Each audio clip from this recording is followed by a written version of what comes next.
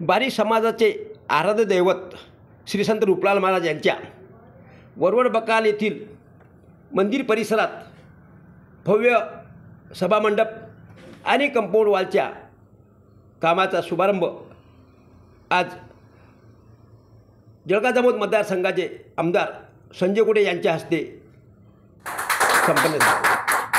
यावेळी गावातील प्रतिष्ठित नागरिक, भाजपाचे नेते किशोर संघानी, माजी सभापती पांडुरंग हागे, माजी उपसभापती सुभाषराव हागे, Ganesh Datir, Ravindra Thackeray, Lokesh Rathi, Kashinath Bhau Dhage, Mahadevrao Rekhate, police Patil Manikrao Pawar, Sunil Datar, doctor Bhurde, Pavankumar Aswar, Pralhad Aswar, Pandurang Dhage, doctor Takalkar, Nitin Dhage, Gajanan Mansute, Niranjan Ingle, Meenatai Yegokar, Satyabhamatai Dhage, Shyam Dabre आदीसह शेकडो समाज बांधव उपस्थित होते। यावेळी डॉक्टर संजय कुटे यांच्या हस्ते या कामाचा शुभारंभ कुदळी मारून करण्यात आला। यावेळेस समाजातील अनेक मान्यवर यांना पुढे करून डॉक्टर संजय कुटे यांनी त्यांच्या हस्ते या ठिकाणी कुदळ मारून घेतली।